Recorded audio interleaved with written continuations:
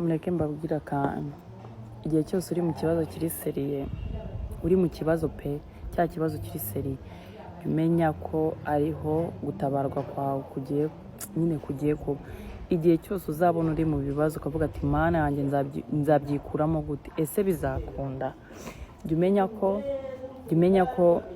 nyine ugiye kwishima kurenza igihe wababaye nicyo kintu nababwira so nanjye no gusubiza abantu muhora mumbaza ngo izi meta ngo kuki nambaye impeta ebyiri so rero iyi meta ya mbere ni y'umugabo wanjye yamporopoje iya kabiri niyo nyinisha mu cyumba cyanjye n'ubu turi muri shoot mba nkina ndi mariye so rero mba ngomba kuba nambaye impeta ebyiri abantu mwakomeje kubyibazaho cyane nizere ko musubijwe mba ndi mu kazi iyo akazi karangiye nyikuramo kandi ndizera neza ko na nyuma y'akazi abantu duhura mba nambaye impeta imwe bye ariko reba ugize urugo ruba ufite n'aya mabuno angana atya bihuriye ukayaruhana apo mvuze iby'amabuno amataye nako uteye utya uri mwiza utya ukagira urugo rubi ukaruha areba neza ubiki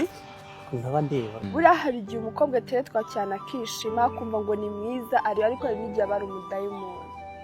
w'abagabo sibyo ikintu Imana yampaye nishimira si bivuze ko ntateretwa cyangwa iki ariko Imana yashyizeho igitinyiro aho umuntu nyine wese adapfa kunyishyikiraho ariko hari ukuntu abakobwa twishima ngo na runaka yanterese ngo na runaka ni ukuri ko Imana uri n'umudayimoni kubera ko umuntu wese wumva ko yagushyikira akaza ngo akagutereta uwo ari we wese ubonetse wese akumva yakwishyikiraho yego kariya ni agasuzuguro.